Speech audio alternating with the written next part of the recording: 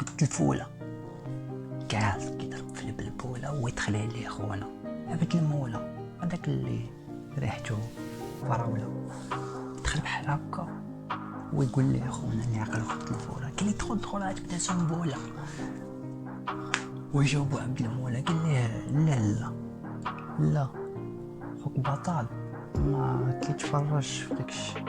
فهمتيني سوليت البطل بحال هكا داير عاقلي ما حملوش خونا اللي عقل وقت الفوله قال ليه ياك اخا عبد المولى اجي نقول لك عندي ليك واحد السيناريو فهمتيني بحال جاموله غنديرو بيه حنا بجوج فهمتيني لا مولا قال لي سير انا معاك بحال هاد البرنامج انا معاك وقال لي شوف اخي عبد المولى دخلتي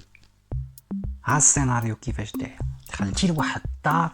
ما حليتي الباب لقيتي طواليط وانت ديجا مزير اش غادي دير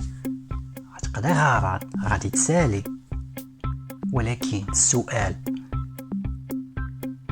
هو علاش طلقتي لاشاص قال لي وسولني علاش قال لي عبد المولى علاش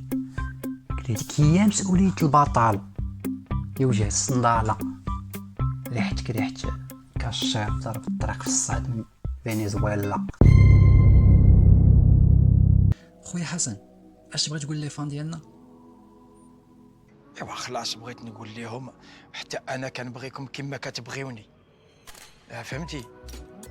ويشتركوا في القناه واذا اعجبك الفيديو بارطاجي ولا تنسى تفعيل الجرس ليصلك الجديد.